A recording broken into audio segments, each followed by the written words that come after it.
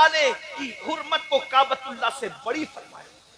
فرمایا اے کعبے تیری حرمت بہت بڑی ہے، جو تیرے ارد گرد چکر لگائے اس کے گناہ معاف ہوتے ہیں، مگر اے کعبہ تیری حرمت سے بڑھ کر میرے ایمان والے امتی کی حرمت ہے. اگر مسلمان یہی سوچ لے کہ مومن کی حرمت کعبے سے بڑھ کے ہے تو کیا کسی مومن پہ کیس کرے گا؟ کسی مومن کی غیبت کرے گا؟ جب کعبے کی برائی نہیں کرتے تو جس کی حرمت کعبے سے بڑھ کر ہے اس کی غیبت کیسے کرتے ہو؟ جب ہزاروں کلومیٹر دور کعبے کی طرف پیر نہیں پھیلاتے تو جس کی حرمت کعبۃ اللہ سے بڑھ کر ہے اس کی بیٹی کے رشتے کو غلط بیانی کر کے کیوں توڑتے ہو؟ اس کی اچھی روزی چلتی ہے تو اس کے دشمن کیوں بنتے ہو؟ اس کے خلاف مکر کیوں کرتے ہو؟ دراصل سب سے بڑا مسئلہ یہ ہے کہ ہم نے گوشت، انڈا، مچھلی کو اسلام سمجھ رکھا ہے، جمعہ کی 2 رکعت نماز کو اسلام سمجھ رکھا ہے، صرف ٹوپی پہننے کو اسلام سمجھ رکھا ہے، صرف چہرے پہ داڑھی رکھنے کو مکمل اسلام سمجھ رکھا ہے. ارے داڑھی، ٹوپی، جمعہ کی 2 رکعت سب کی اہمیت اپنی جگہ ہے، مگر اسلام چند ارکان کا نام نہیں ہے. اسلام مکمل دین ہے، اسلام مکمل نظام حیات ہے، اسلام مکمل تعلیم ہے. اس لیے یاد رکھنا صرف 2 رکعت جمعہ پڑھ کے کوئی کامل مومن نہیں ہو سکتا جب تک کہ مصطفیٰ جان رحمت کے تمام فرامین پر عمل نہ کر لے، مکمل دین نہ سیکھ لے. خدا کی عزت کی قسم ہمارا دین اتنا خوبصورت ہے کہ جس دن ہم اس دین کا پرچار کریں گے کوئی ٹی وی چینل پہ بیٹھ کر ہمارے مذہب کو گالی نہیں دے گا، اس لیے کہ اتنا خوبصورت دین کسی کے پاس نہیں ہے جتنا خوبصورت دین اللہ نے تمہیں مصطفیٰ جان رحمت کے ذریعے سے عطا فرمایا. اندازہ تو فرمائیں ہمارے دین کا حسن کیا ہے، ہمارے دین کی خوبصورتی کیا ہے. عرب والوں کو بتاؤ تو وہ قربان ہو جائیں، عجم والوں کو بتاؤ وہ قربان ہو جائیں. آج مغربی دنیا میں اسلام ہمارے کردار کی وجہ سے نہیں پھیل رہا ہے، سیرت مصطفیٰ کو پڑھ پڑھ کر لوگ اسلام کے دامن میں پناہ لینے پہ مجبور ہو رہے ہیں. آئیے اپنے دین کی طرف آئیے، اپنے دین پر عمل کیجئے. اللہ کے بندو کسی مسلمان کو ذلیل مت کرو ورنہ تمہاری الٹی گنتی شروع ہو جائے. جادو میں اتنی طاقت نہیں ہے جتنی گناہ کی نحوست ہے. جادو اتنا نقصان نہیں کرتا جتنا گناہ نقصان کرتا ہے.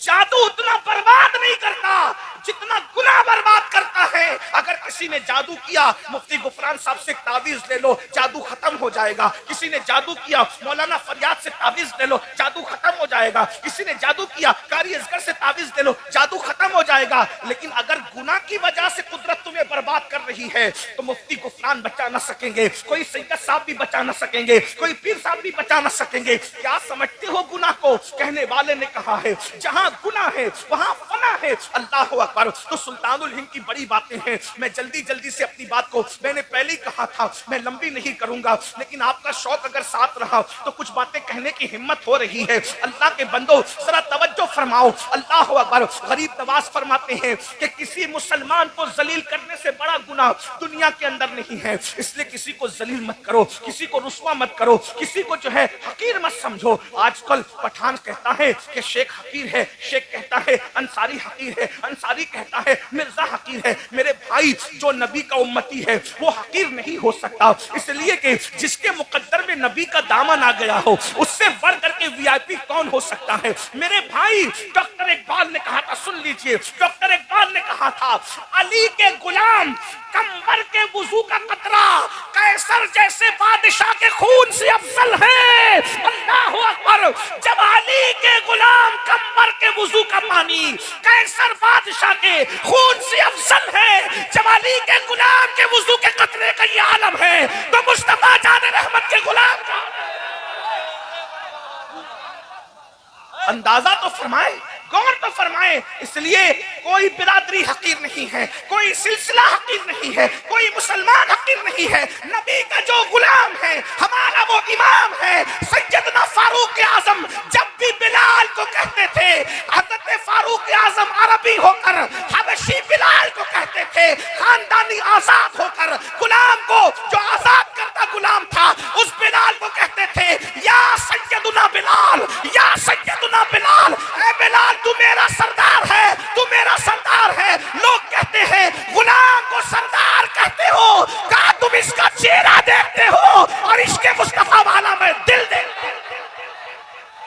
یہ میرے نبی کا عاشق ہے، اس لیے کسی کو ذلیل مت کرو۔ ذلیل کرنے سے الٹی گنتی شروع ہوگی۔ اب آپ سے میں ایک بات کہوں، جب عام مسلمان کو ذلیل کرنا، توجہ اس کو چھوڑ دیں، ہاں محبت ہے آپ کی، میں ان کا بیان سنیں، توجہ سے بیان سنیں، غور سے فرمائیں۔ جب عام مسلمان کو ذلیل کرنا، توجہ، عام مسلمان کو ذلیل کرنا ہزاروں گنا پر بھاری ہے، یعنی ہزاروں گنا کرنے سے وہ نقصان نہیں ہوتا جو ایک مسلمان کو ذلیل کرنے سے ہوتا ہے۔ جب ایک عام مسلمان کو ذلیل کرنا اتنا برا ہے تو جو اپنے ماں باپ کو ذلیل کرتے ہیں، جو اپنے ماں باپ کو رسوا کرتے ہیں، رات و دن ماں باپ کو دکھ میں جلاتے ہیں، ٹینشن دے کر جلاتے ہیں، انہیں تکلیف پہنچاتے ہیں، انہیں اذیت پہنچاتے ہیں۔ ماں باپ اگر خرچہ مانگتے ہیں تو کہتے ہیں ان بڈھا بڈھی کے پیچھے کہ ہم برباد ہو جائیں، جتنا کمائیں ان کی دوا پہ خرچ کر دیں، جتنا کمائیں انہی کے پیچھے لگا دیں، جتنا کمائیں سب انہی پہ لٹا دیں۔ میرے بھائیو یاد رکھنا، اللہ کے رسول صلی اللہ علیہ وآلہ وسلم نے فرمایا تیرے ماں باپ اگر تجھ سے راضی ہے تو تجھ سے اللہ بھی راضی ہے، ماں باپ ناراض ہے تو اللہ بھی ناراض ہے۔ مجھے بتاؤ، جب تم کسی پکنک پر جاتے ہو، کسی ہوٹل میں جاتے ہو، چائے کافی پینے جاتے ہو، سیر و تفریح کے لیے جاتے ہو، اور اگر چائے کا، کافی کا، کھانے کا بل آتا ہے تو ہر دوست اپنی جیب میں ہاتھ ڈالتا ہے، وہ اپنا کریڈٹ کارڈ نکال رہا ہے، وہ اپنا بینک کا کارڈ نکال رہا ہے، وہ اپنا اے ٹی ایم نکال رہا ہے، وہ اپنی جیب میں ہاتھ ڈال کے پاکٹ نکال رہا ہے۔ آپس میں کیوں لڑ رہے ہیں؟ بل میں دوں گا، میں دوں گا، میں دوں گا۔ دوستوں کی پارٹی میں بل میں دوں گا، میں دوں گا، اور ماں باپ ہاسپٹل میں ہو تو پھر آپس میں لڑتے ہو، بھائی تیری ماں نہیں ہے تو بل دے گا، تیرا باپ نہیں ہے تو بل دے گا۔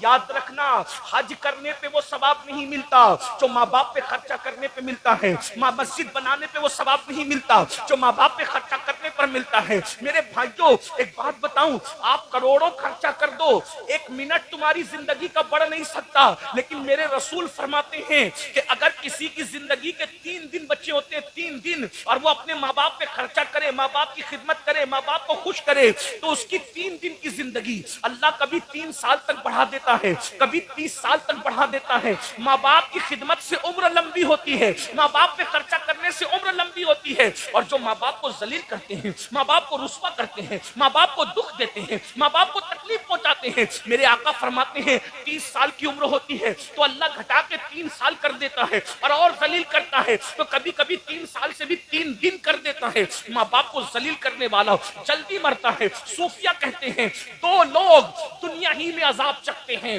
ہر ایک کا عذاب تو مرنے کے بعد ہے، لیکن 2 لوگوں کو اللہ اس وقت تک موت نہیں دیتا جب تک وہ ذلیل نہ ہو جائے، جب تک رسوا نہ ہو جائے۔ وہ 2 لوگ کون ہیں؟ ایک نبی کا گستاخ جب تک وہ ذلیل نہیں ہوتا اس وقت تک اس کو موت نہیں آتی، اور ایک ماں باپ کا گستاخ جب تک وہ ذلیل نہیں ہوتا اس وقت تک اس کو موت نہیں آتی۔ اس لیے یاد رکھنا، کتنے بھی گر جانا، کبھی نبی کی گستاخی مت کرنا، کبھی ماں باپ کی گستاخی مت کرنا۔ فرمایا گیا ماں باپ کے گستاخ اور ماں باپ کے بے ادبوں کو مرتے وقت ان کی زبان پہ کلمہ بھی نہیں آتا۔ میرے بھائیوں، ہم لوگ ہزاروں کی تعداد میں جلسہ سننے جمع ہوتے ہیں، مگر افسوس ہے آج ہمارے بوڑھے ماں باپ ہمارے گھروں میں رو رہے ہیں، ماں باپ رسوائیوں کے دہانے پر ہے، ماں باپوں سے جو ہے وہ اللہ اکبر مشورہ دینے کا حق چھین لیا گیا ہے، ماں باپ کو جو پیار دینا چاہیے تھا وہ پیار نہیں دے رہے ہیں۔ لوگ کہتے ہیں مولانا ہم تو خدمت کرتے ہیں، یاد رکھنا میرے بھائی، روٹی کپڑا اور مکان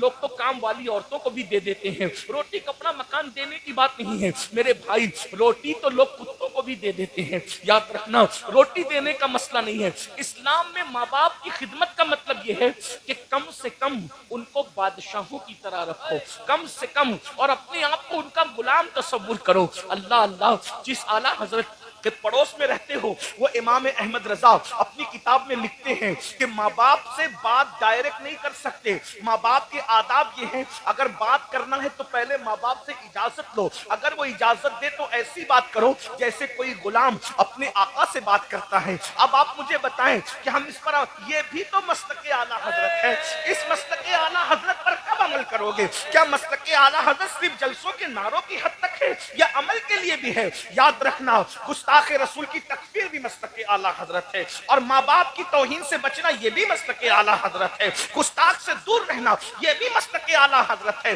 اور ماں باپ کے بادشاہوں کی طرح تعظیم کرنا یہ بھی مسلک اعلیٰ حضرت ہے. میرے بھائیوں, دراصل بات یہ ہے, ہمیں جو آسان لگتا ہے ہم وہ لے لیتے ہیں, ہمیں جو مشکل لگتا ہے وہ چھوڑ دیتے ہیں. یہاں بات آئی تو میں ایک بات اور عرض کر کے اپنی بات کو اینڈ کی طرف لے جاؤں گا. ماں باپ کی بات آئی, بہت حد تک ایسا ہوتا ہے کہ ماں باپ کے بارے میں تقریریں ہوتی ہے تو ہم ایک حد تک ماں باپ سے پیار بھی کر لیتے ہیں.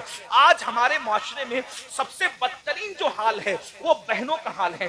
یہاں پر ہزاروں کی تعداد میں تو نہیں, سینکڑوں کی تعداد میں مائیں اور بہنیں بیٹھی ہوئی ہے. میں دل کے درد کے طور پر ایک بات رکھتا ہوں, آج کل بہنوں کا حال بڑا خطرناک ہے.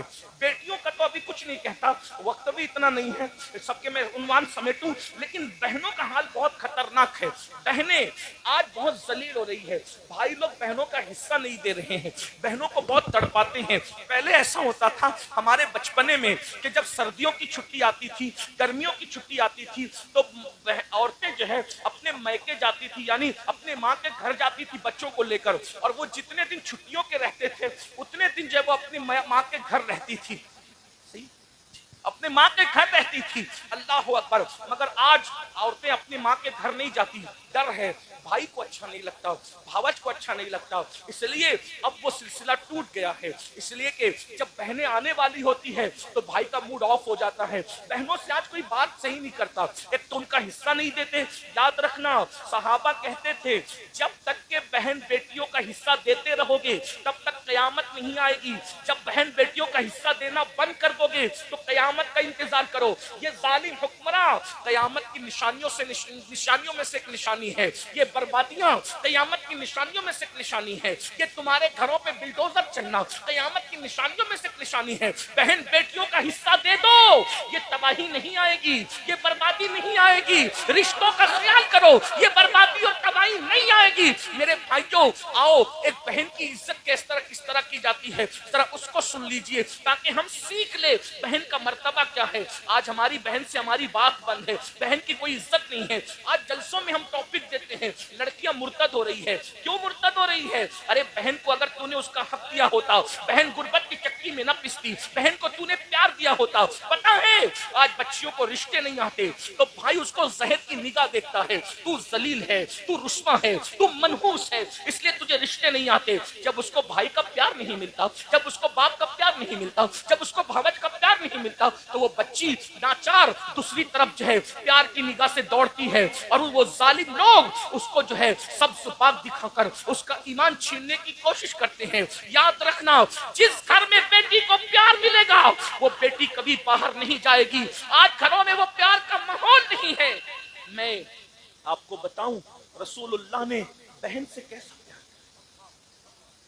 کھانے سے پہلے نمک چکھنے کی سنت یاد ہے, مسواک کرنے کی سنت یاد ہے, بکری کا گوشت کھانا سنت ہے, کھانے سے پہلے میٹھا کھانا سنت. یہ ساری سنتیں جو تمہیں نفس پر آسان لگتی وہ یاد ہے. بہن پہ سب کچھ قربان کر دینا یہ بھی تو سنت ہے. حضور نے کیسے پیار کیا بہن سے وہ دیکھو. فتح مکہ کا دن ہے, ویسے حضور علیہ السلام کی کوئی سگی اور حقیقی بہن نہ تھی. بہنیں تھی تو چچازاد بہنیں تھی یا رضائی بہنیں تھی. اب بتاؤ چچازاد بہن اور رضائی بہن سے کیوں پیار کیا وہ سن لو. فتح مکہ کے دن بڑے بڑے سردار کہہ رہے ہیں ہمارے گھر چلیے, ایک سے ایک دسترخوان تیار ہے. حضرت ابو سفیان کی خواہش ہے حضور میرے گھر آ جائیں, دوسرے سرداروں کی خواہش ہے, اکرمہ کی خواہش ہے میرے گھر آ جائیں, فلاں کی خواہش ہے میرے گھر آ جائیں. حضور جس کے گھر جاتے اس کے گھر کو چار چاند لگ جاتے. لیکن فاتح مکہ کہتے ہیں سب کی دعوت کی اہمیت اپنی جگہ ہے, میں کسی کے گھر نہیں جاؤں گا. اس مکے میں میری چچازاد بہن ام ہانی رہتی ہے, میں اس کا دل خوش کرنے کے لیے اس کے گھر جاؤں گا. حضور نے چچازاد بہن کی اتنی عزت کی اور پھر لوگوں کے تر تازہ دسترخوان چھوڑ کر حضور بغیر بلائے بہن کے گھر گئے اور ام ہانی سے کہتے ام ہانی گھر میں کچھ کھانے کو ہے؟ ام ہانی کہتی یا رسول اللہ میں تو غریب ہوں, میرے گھر میں باسی سوکھی روٹی پڑی ہوئی ہے, اگر چاہیں تو وہی کھا لیں. حضور نے بہن کا دل خوش کرنے کے لیے سوچو, حضور نے بہن کا دل کے لیے सूखी रोटी के टुकड़े चबाने शुरू किए तो हुजूर के माथे पे पसीना आने लगा। ये बहन की इज्जत है। आज बहन से अपने ताल्लुकात अच्छे नहीं, हर साल उम्रे को जा रहे हो, रद्द कर दिया जाएगा मेरे भाई उम्रा बहुत माफी के साथ। हर साल हज कर रहे हो, तुम्हारे मुंह पे मार दिया जाएगा। मस्जिदें बना रहे हो, जहन्नम में कुचल दिए जाओगे अगर तुमने अपनी बहनों को खुश नहीं किया, अगर तुमने अपने भाइयों को खुश नहीं किया। अरे बहन तो इतनी कीमती होती है कि बहन की वजह से उसके ससुराली रिश्तों से हुजूर ने कितना प्यार किया। जब हुनैन फतेह हुआ, हुनैन की फतह हुई, बसना तो यह कि हुजूर की सीरत नहीं पढ़ी हमने, हर नंगे धड़ंगे पीरों की सीरत हमने गढ़ गढ़ के बयान की, लेकिन जिसकी सीरत को खुदा बयान करता है उसकी सीरत से हम दूर हो। हमारा तो पूरा फोकस सिर्फ करामतों पर है, सीरतों पर हमारा फोकस है। बताइए, बुरा मत मानना।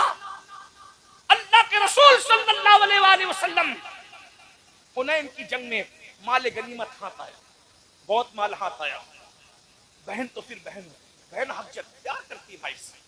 उतने में सहाबा को के पास एक औरत आई और वो औरत आकर बूढ़ी थी, वो आके कहती किधर है तुम्हारा पैगंबर, मैं उससे बात करना चाहती हूँ। सहाबा ने कहा तुम ऐसे कैसे कह सकती हो, इस तरह हम अपने नबी के बारे में जुमले नहीं सुन सकते, किधर है तुम्हारा पैगंबर, बात करना चाहती हूँ।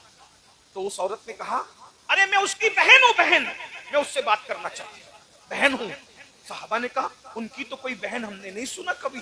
कहा कि उनसे कहो कि जिस हलीमा सादिया का दूध पिया है उस हलीमा की बेटी रजाई बहन शैमा तुमसे मिलने के लिए आई है। मुसलमानों, बहन की इज्जत तुम क्या जानो। अपनी बीवियों के कान भरने पर अपनी बहनों से बात बंद करने वालों, मैं अपनी माँ और बहनों से कहता हूँ अपने शौहर को उसकी जन्नत से दूर मत करो। अगर तुमने शौहर को उसके भाइयों से दूर किया, उसकी बहनों से दूर किया, उसके माँ बाप से दूर किया, तो तुमसे बड़ा दुश्मन तुम्हारे शौहर का कोई नहीं है मेरी बहन, क्योंकि तू अपने शौहर को जन्नत से दूर कर रही है। तुम्हें चाहिए जिसका जो हक बनता है वो हक दे दो। तुम अपनी बहनों का भी हक दो और शौहर की बहनों का भी हक दो। तुम अपने माँ बाप का भी हक दो और अपने शौहर के माँ बाप का भी हक दो। माशरा खूबसूरत उसी वक्त तश्कील पाएगा। हक मांगने की बजाय बगैर मांगे लोगों का हक तकसीम करते रहो, माशरा खूबसूरत होता जाएगा। जब अल्लाह के रसूल ने, सुन लो, अल्लाह के रसूल ने जब शैमा का नाम सुना, लोग शीमा भी कहते हैं, शैमा भी कहते हैं, तलफ्फुज़ात के अंदर मैं आपको उलझाना नहीं चाहता, मैं फकीर आदमी हूँ, जिस तलफ्फुज़ से भी आप बोले ठीक है, बात पहुंच जाए। शीमा भी सही, शैमा भी सही, बहरहाल ज्यादा सही उलमा ने फरमाया शैमा है। शैमा का नाम सुना, हुजूर उठ कर आए और उठ कर आकर शैमा को देखा। 50 साल के बाद पहली बार मुलाकात हुई थी, बल्कि और ज्यादा अरसा बीता था। 50 साल के बाद पहली मुलाकात दूध पिलाने वाली माँ हलीमा सादिया की बेटी से हुई थी। मगर जैसे सुना कि ये शैमा है, हुजूर अलैहिस्सलाम ने अपनी चादर अपनी बहन के लिए जमीन पे बिछा दी। हुजूर ने अपनी चादर अपनी बहन के लिए बिछा, वो मुज़म्मिल और मुद्दस्सिर वाली चादर। हुजूर बहन की इज्जत, दूध पिलाने वाली माँ हलीमा की बेटी रज़ाई बहन की ये इज्जत है। आज हमारी बहनों को हम जहर की नजर से, जहरीली नजर से, बहनें घरों पे आते हुए डरती है, बहनों भाइयों से बात करते हुए डरती है कि अभी डांट सुन लेगी। नहीं, हम प्यार देने आए। जो प्यार नहीं देता रहमतुल लिल आलमीन से उसका ताल्लुक क्या है। हुजूर ने अपनी बहन के लिए अपनी चादर बिछाई। अपनी बहनों को बुलाओ। अरे बहन का सीना अगर चीर के कोई देख सकता था तो बहनें बताती कि बहन भाई से कितना प्यार करती। भाई बहन से उतना प्यार नहीं करता, लेकिन बहन अपने भाई से बहुत प्यार करती। अल्लाह के रसूल ने अपनी रजाई बहन के लिए चादर बिछाई। शैमा बैठो, बिठा दिया। शैमा बैठ गई। फिर हुजूर अलैहि पहले इज्जत दे के बिठाया, फिर कहा शैमा 50 साल के बाद आई, इतनी देर कर दी तुमने। कहती या रसूल अल्लाह, या रसूल अल्लाह, ऐसे हालात नहीं थे कि मैं आप तक पहुंचती। मैं आपकी बातें सुनती थी, बातें तो आती थी, लेकिन ऐसे हालात नहीं थे कि मैं आप तक पहुंचती। इतना कहा तो हुजूर ने कहा एक बात बताओ कि तुम ही शैमा हो, इसका सबूत क्या है। कोई गलत बयानी से भी तो काम ले सकता है ना। 50 साल के बाद 50 साल में शैमा जैसी दिखती थी, आज शैमा तो वैसी नहीं दिखती। उस वक्त शैमा की उम्र 6-7 साल 8 साल की थी, अब शैमा 50 साल के ऊपर की बुढ़िया हो गई। तो तुम ही शैमा हो, इसका सबूत क्या है। बहन बहन कहने लगी या रसूल अल्लाह, एक बात बताऊंगी आपको यकीन आएगा। क्या? बात ऐसी है जो सिर्फ आप जानते हैं और मैं जानती हूँ, तीसरा कोई नहीं जानता जमीन के ऊपर। हुजूर ने कहा वो क्या? कहा आप जानते हैं ना, जब आप हलीमा का दूध पीते थे, नन्हे से बच्चे थे, तो मैं आपको गोद में ले लेके इधर उधर फिरती थी, आपका दिल बहला। एक दिन मैं आपको खींच के कहीं ले जा रही थी और आप आना नहीं चाहते, मैं खींच रही थी आप आना नहीं चाहते, मैं खींच रही थी आप आना नहीं चाहते थे। तो उस वक्त आप मुझ पे नाराज हो गए बचपन में, और नाराज होकर आपने मेरे कंधों के नीचे दांत काटा था। ये आपको पता, मुझे पता है, तीसरा किसी को नहीं पता। हुजूर, ये आपके दांतों की शान है कि उस वक्त तो जो आपने मेरे कंधों पे दांत काटा था, उसका निशान अब भी मेरे कंधों पर निशाने मोहब्बत की शक्ल में मौजूद है। हुजूर ने सुना, इतना हंसे अपनी शान के मुताबिक कि हुजूर की दाढ़ी नजर आई। हुजूर को अपना खूबसूरत मासूम बचपना याद आ गया। अल्लाह अल्लाह, वो बचपने की फबन, उस खुदा बाकी सूरत पे लाखों सलाम। हुजूर को अपना बचपना याद आया, इतना हंसे अपनी शान के मुताबिक के दाढ़ नजर आई। फिर हुजूर ने फरमाया कि हालात कैसे हैं? बहन ने हालात बताए, हुजूर रो पड़े और फिर सहाबा के पास आए। अब सुनना, बहन के लिए क्या कुर्बानी दी। सहाबा के पास आए, फरमाया जितना माले गनीमत अपने हिस्से में आया है, क्योंकि अब ये हुनैन वाले मेरी बहन के ससुराली रिश्तेदार होते हैं। देख रहे, ये हुनैन वाले ये मेरी बहन के ससुराली रिश्तेदार होते हैं। क्या मेरी मोहब्बत में मेरी बहन की वजह से तुम इनका माले गनीमत लौटा सकते हो? सहाबा फिर उन्होंने कहा, या रसूल अल्लाह, हम भी आपके हैं, हमारा माल भी आपका है, अगर आपकी खुशी इसी में है तो हम अपना सब कुछ आपकी बहन पे कुर्बान करते हैं। और वो माले गनीमत वापस कर दिया गया। और फिर हुजूर ने बहन को कहा, एक काम करो, हालात अच्छे नहीं है, मेरे घर चले, मेरे साथ रहे, मैं तुम्हें अपने पास रखूंगा, मेरे साथ रहे। अब बताओ, तुम मेरे साथ मदीने चलोगी या अपनी ससुराल जाओगी? शरीफों की बेटियों के फैसले यही होते हैं। कहा, या रसूल अल्लाह, मुझे आपके साथ रहने से ज्यादा अच्छा ये लगेगा कि मैं अपने शौहर के घर जिंदगी गुजारूं, तो मैं अपने शौहर के घर वापस जाऊंगी। फिर आती जाती रही हुजूर से मिलने के लिए, और जब भी आती तो हुजूर उनको बहुत नवाजते थे। फिर आखिर बुजुर्गों ने फरमाया कि मदीने मुनव्वरा में उनका इंतकाल हुआ और जन्नतुल बकी में उनके मजार के बारे में बताया जाता है। ये बहन की बात है, ये तो बहन की ताजीम हो गई। आखिरी बात के तौर पर, अगर बहन की इज्जत न की, अगर बहन की इज्जत न की, बहन के साथ अच्छा सुलूक न किया, तो क्या होगा? आज से तकरीबन 1000 साल से जायद पुराने बुजुर्ग है, बहुत बड़े बुजुर्ग, हजरत फकीह अबू लैस समरकंदी हनफी, वो अपनी किताब में लिखते हैं, ध्यान से सुनना, वो अपनी किताब में लिखते हैं कि एक अजम के बहुत बड़े वली थे, बहुत बड़े बुजुर्ग थे, उनको अल्लाह की इबादत से बहुत प्यार था। तो उन्होंने क्या किया, अजम छोड़ा। अजम कहते हैं अरब के अलावा जितना खित्ता, उसको क्या कहते हैं? अजम कहते हैं। अजम छोड़ा, बस ये इख्तितामी लगे हैं। ध्यान से, बहन की खबरगिरी न करने पे, बहन की इज्जत न करने पे, वली कहलाने, वली बन जाने वाले नहीं, वली कहलाने वालों का हाल सुन ले। बहुत हल्के में मत लो बहनों को, भाइयों को, रिश्तों को हल्के मत लो। अल्लाह फरमाते हैं, वत्तकुल्लाह अल्लज़ी तसाअलून बिही वल अरहाम इन्नल्लाह काना अलैकुम रकीबा। रिश्तों के मामले में अल्लाह से डरते रहो, और पेट के रिश्तों के बारे में खास तौर पे अल्लाह से डरते रहो, रिश्तों का ख्याल करो। ये रिश्ते का, जो रिश्ते हम बनाते हैं उसका बड़ा ख्याल है, जो रिश्ते अल्लाह ने बनाए हैं उसका कोई ख्याल नहीं। जो रिश्ते अल्लाह ने बनाए उसका ख्याल करो ना, जो तुम बनाते हो उसका भी ख्याल करो, जो अल्लाह ने बनाया उसका ज्यादा ख्याल करो। तो वो अजम से हिजरत करके मक्का चले गए, पूरी रात तवाफ करते, तिलावत करते, इबादत करते। उनकी इबादतों का शोहरा पूरे मक्के में गूंज उठा। अजम से एक वली आया है, एक अल्लाह वाला आया है, इबादत इबादत इबादत, सिर्फ इबादत करता है। एक ताजिर थे मक्के के, उनको सफर पे जाना था। जब सफर के लिए वो जाने लगे तो उनके पास सोना था, गोल्ड, कई किलो सोना था। उन्होंने सोचा मक्के में मैं किसके पास ही रखूं, सफर पे जा रहा हूं, किसके पास रखूं? तो सोचा कि जो बंदा रात दिन इबादत करता है उसके पास रखते थे, तो इन्हीं के पास रख दिया। और वो सफर पे गया। पहले का सफर तो ऐसा नहीं था ना कि चंद घंटे में आदमी लौट आए, आदमी जाता था तो अक्सर लौटते ही नहीं। सफर से आना मतलब नई जिंदगी पाना, बहुत आसान नहीं था सफर, आपको पता है।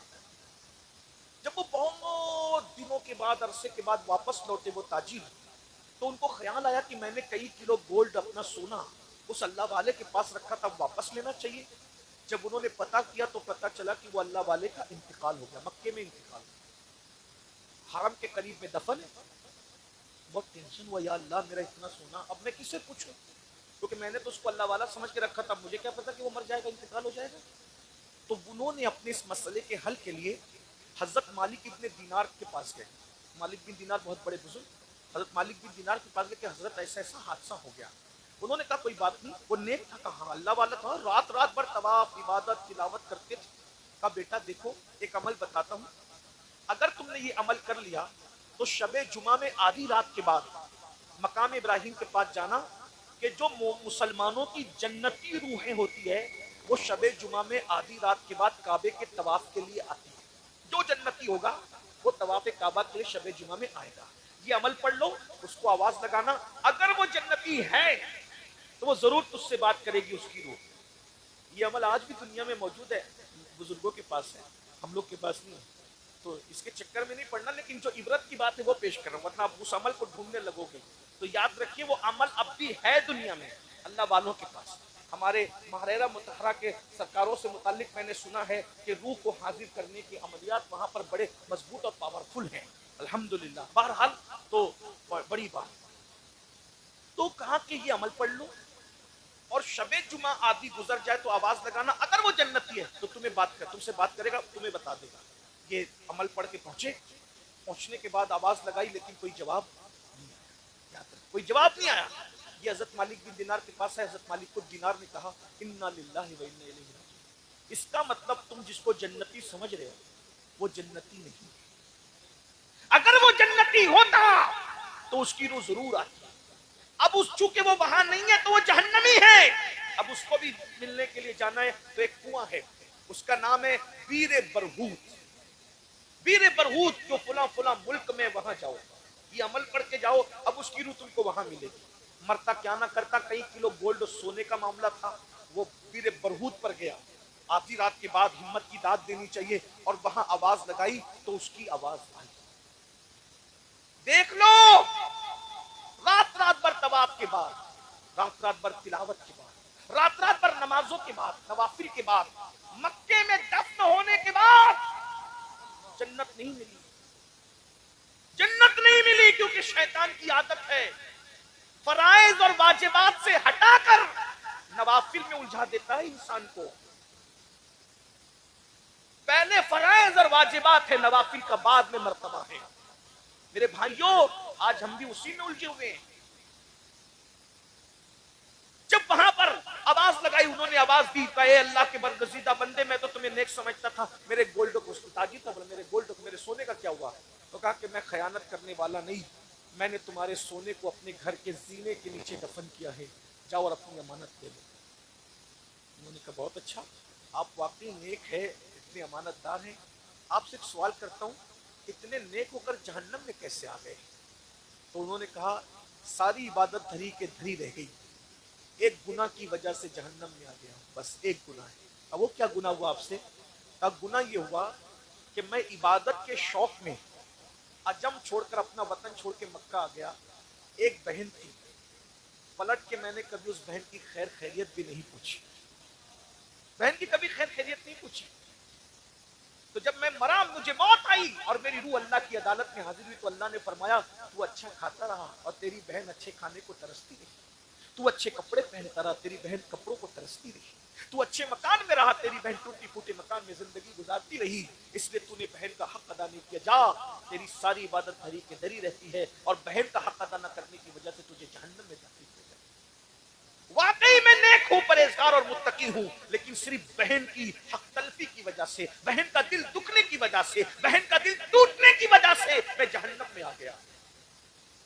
इस मजमे में भी मेरे भाई हजारों लोग मौजूद होंगे, हमने बहन का दिल तोड़ा। मैं यही तो कहना चाहता हूं, जब आम मुसलमान का दिल तोड़ना, उसको जलील करना इतना तबाह कर देता है आदमी को, तो बहनों का दिल तोड़ना, भाइयों का दिल तोड़ना, माँ बाप का दिल तोड़ना, रिश्तेदारों का दिल तोड़ना कितना नुकसान पहुंचाएगा। फिर क्या हुआ?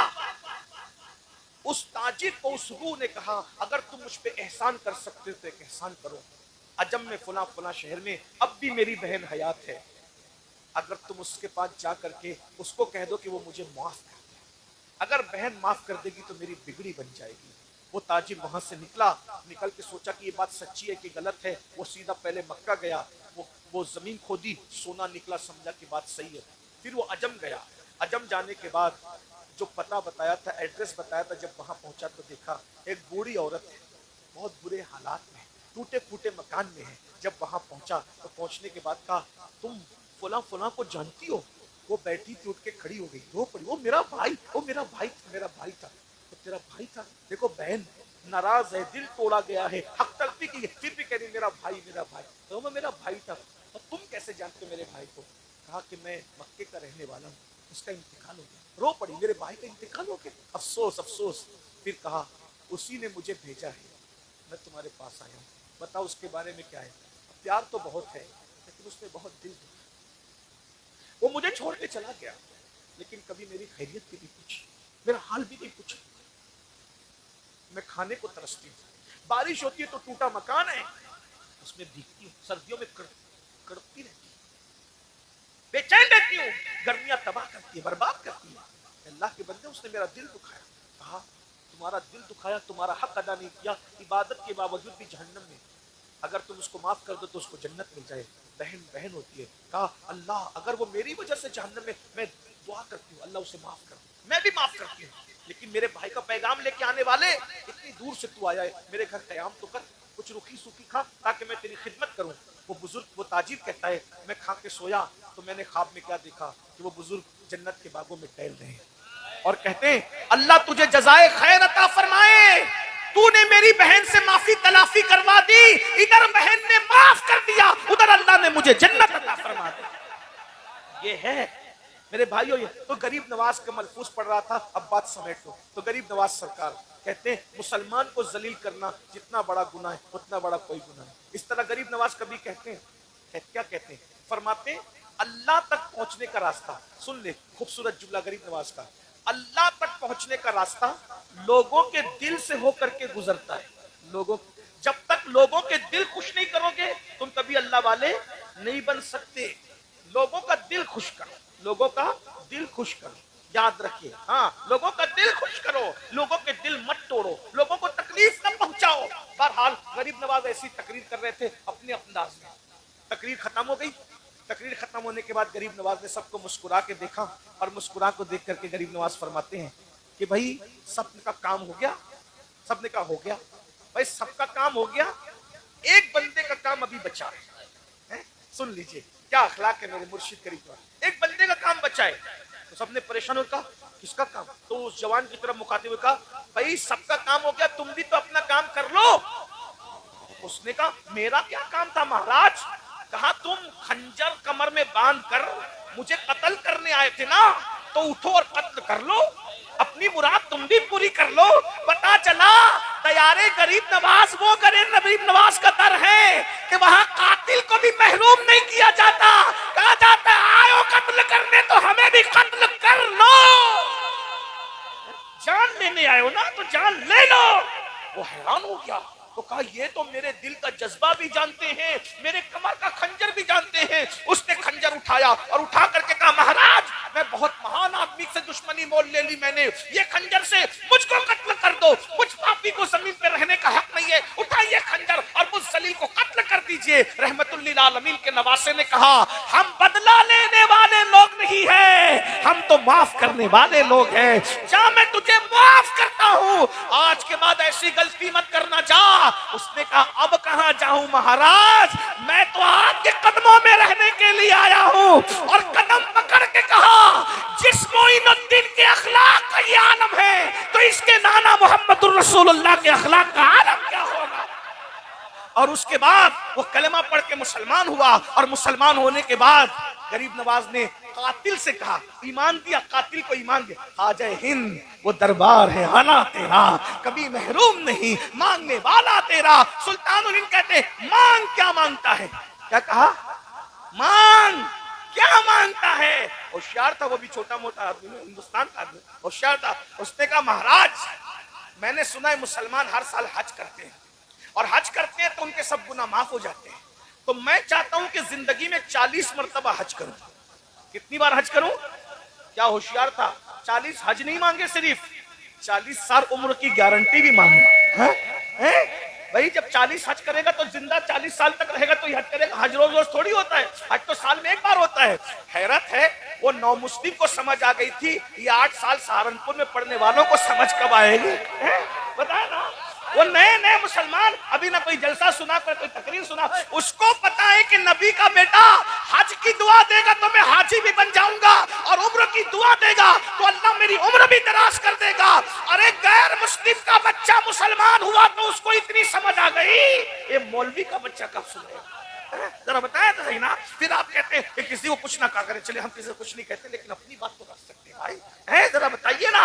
हाँ, वो कुछ नहीं दे सकते, मैंने कहा हकीम दवा दे सकता है, हाकिम दाद दे सकता है, वो क्यों कुछ नहीं दे सकते? तो बरेली का कलंदर कहता है हाकिम हकीम दाद दवा दे, ये कुछ ना दे, हाकिम हकीम दाद दवा दे, ये कुछ न दे, मरदूद ये मुराद किस आयत असर की है? मरदूद ये मुराद किस आयत असर की? ये कहां से लाए तुम? हकीम दवा दे सकता है, हाकिम दाद दे सकता है, क्या अल्लाह का महबूब तुम्हें कुछ नहीं दे सकता? हम तो, हमारा तो अकीदा है खल्क के हाकिम हो तुम, रिस्क के कासिम हो तुमसे मिला जो मिला तुम पे करोड़ों दुरूद, और उनके जो नायब हैं फिर वो भी अता करते हैं। अरे कितना अता करते हैं ये तो एक अलग सा उन्वान है, लेकिन देते हैं। कुछ लोग कहते हैं नहीं देते, मैंने कहा सही कहा। सुन्नी कहता है देते हैं, सही कहा। तो कुछ लोग कहते हैं ओ तू सुलह कुल्ली तो नहीं हो गया? दोनों को सही कह रहा है। मैंने कहा नहीं, सुलह कुल्लियत को तो आग लगे हैं, अल्हम्दुलिल्लाह हम फिक्र रजा के वारिस